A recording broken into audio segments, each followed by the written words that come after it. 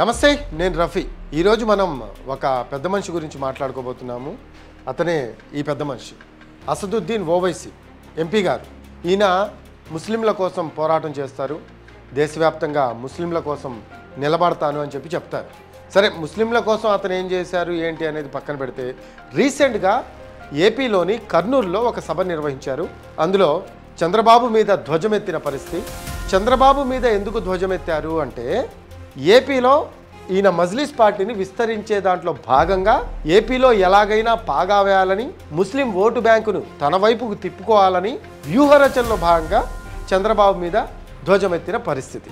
సరే, ఇదంతా ఒక ఎత్తు అయితే, ఇక మనము దేశవ్యాప్తంగా చూసుకుందాం. దేశవ్యాప్తంగా అసదుద్దీన్ ఓవైసీకి అంటే ఎక్కడ ఎలక్షన్ ఉంటే అక్కడ ఆయన పాగా వేసే ప్రయత్నం చేస్తారు. అక్కడ కొన్ని ముస్లిం ఓట్లండి, ముఖ్యంగా మీరు ఇది బాగా గుర్తుంచుకోవాలి. ముస్లిం ఓటుని, ముస్లిం ఓటు బ్యాంకుని తన వైపు తిప్పుకునే ప్రయత్నం చేస్తారు. అందులో భాగంగా మత విద్వేషాలు రెచ్చగొట్టే అనే బదులు కూడా ముస్లింలకి ఏదో చేయడానికి ప్రయత్నిస్తున్నాను అని చూపే ప్రయత్నం చేస్తారు. చేసి అక్కడ కొన్ని అసెంబ్లీ సెగ్మెంట్స్లో పోటీ చేయడం, ముస్లిమ్స్లు ఇతన్ని నమ్మి ఓట్లు వేయటం కామన్గా జరుగుతూ ఉంది. మన దేశంలో అఖిలపక్ష సమావేశాలు నిర్వహిస్తే అందులో ఇతనికి చోటు కల్పిస్తారు. అంటే ఇతనికి అంత గుర్తింపు ఉంది. దాంతోపాటు మనం చూసుకుంటే ప్రపంచ దేశాలకి పాకిస్తాన్ ఉగ్రవాదాన్ని చెప్పేందుకు ఒక 7 అఖిలపక్ష కమిటీస్ వేశారు. అందులో ఈయనకు కూడా చోటు కల్పించడం మోడీ గొప్పతనం అని చెప్పాలి. ఎందుకంటే ఈయన ముస్లిం ప్రజలకు ఏం చేశాడు, దేశానికి ఏం చేశాడు అనేది పక్కన పెడితే, మన తరపున ఒక ప్రతినిధిగా ఈయన సలహాలు, సూచనలు అసలు ఎంత మేర ఉపయోగపడతాయనే ఒక ఉద్దేశంతో ప్రపంచ దేశాలకు పాకిస్తాన్ ఉగ్రవాదాన్ని వివరించడం కోసం కూడా ఇతన్ని ఒక అఖిలపక్ష కమిటీలో ఇతనికి వేసిన పరిస్థితి. సో దీన్ని బట్టి మనం అర్థం చేసుకోవచ్చు ఎంత ప్రయారిటీ ఇస్తున్నారు ఇతనికి అనేది.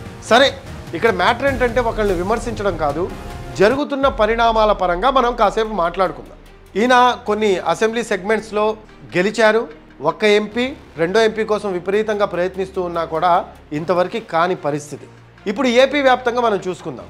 ఏపీలో పాగా వేయాలని చూస్తున్నారు. అయితే ఎవరికి లాభం, ఎవరికి నష్టం అనే చర్చ అయితే నడుస్తూ ఉంది.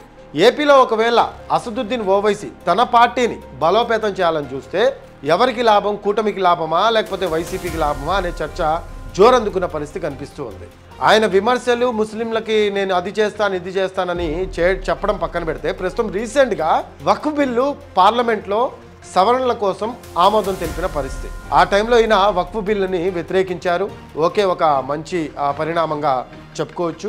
ఈయన వక్ఫ్ బిల్లుని వ్యతిరేకించినా కూడా అక్కడ జరగాల్సిన కార్యక్రమం జరిగిపోయింది. వక్ఫ్ బిల్లు సవరణ బిల్లు ఏదైతే ఉందో అది ఆమోదం పొందింది. సో దానికి కూటమి ప్రభుత్వం మద్దతు ఇచ్చిన పరిస్థితి. అయితే ఆ వక్ఫ్ బిల్లుని కూటమి ప్రభుత్వం మద్దతు ఇచ్చింది కాబట్టి కూటమి ప్రభుత్వం ముస్లింలకు వ్యతిరేకం అనేది ఈయన ప్రధానంగా చెప్పే ప్రయత్నం చేస్తున్నారు అక్కడ. దాంతోపాటు వైసీపీ మనం చూసుకుంటే వైసీపీ వ్యతిరేకించింది.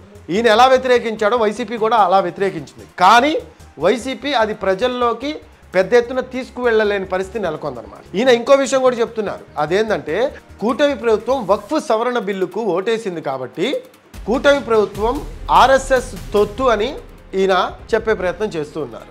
సో ఓవరాల్గా మనం చూసుకుంటే వైసీపీ అంటే మైనార్టీ ఓటు బ్యాంకును క్యాష్ చేసుకోలేకపోతుంది.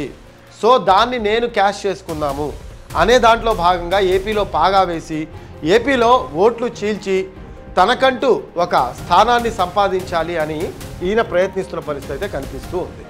సరే, మనం ఇంకో విషయానికి వద్దాము. ఏపీ వ్యాప్తంగా మనం చూసుకుంటే 20 నియోజకవర్గాల వరకు మైనార్టీ ఓటు బ్యాంకుతో గెలిచే నియోజకవర్గాలు ఉన్నాయి. అందులో కొన్ని అసెంబ్లీ సీట్లు సంపాదించలేకపోతానా, మైనార్టీలు నాకు సపోర్ట్ చేయలేకపోతారా అనేది ఈయన భావనగా తెలుస్తూ ఉంది. అయితే మనం ఇంకొక విషయాన్ని కూడా చూడాలి. ఇక్కడ ఒకవేళ ఓట్లు చీల్తే ఎవరికి లాభం అంటే, మైనార్టీలు ఎక్కువగా మైనార్టీ సోదరులు వైసీపీ వైపే ఉంటారు కాబట్టి ఇది కూటమికే లాభం అనేది కూడా ఒక వాదన అయితే వినిపిస్తూ ఉంది.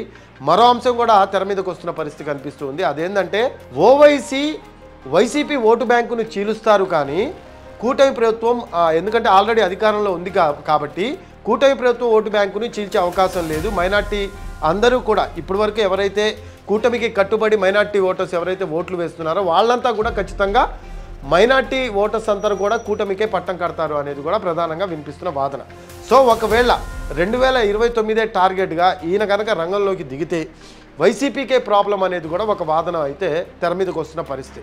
సరే, వీళ్ళు ఏమన్నా కూటమితో జటకట్టి ఒకవేళ ఎన్నికలకు వెళ్తే రేపటి రోజు ముస్లిం సోదరులు ఇతని మాట నమ్మే అవకాశం ఉందా అనే ప్రశ్న కూడా తలెత్తుతూ ఉంది.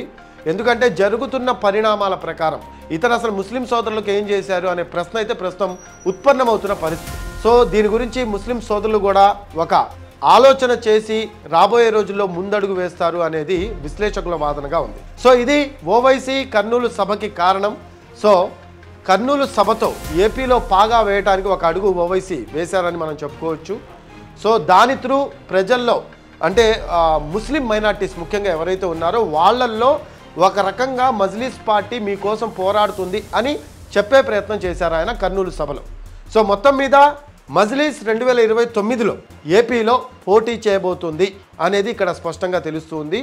ఆ దిశగానే అడుగులు పడుతున్నాయి. ఆ దిశగానే పార్టీని డెవలప్ చేసుకోవడం కోసం కార్యాచరణ రూపొందించుకొని ఆయన ముందుకు వెళ్తున్నారు అనేది అర్థమవుతుంది. This is Rafi. దీనిపై మీ కామెంట్స్ తెలియజేయండి. నమస్తే.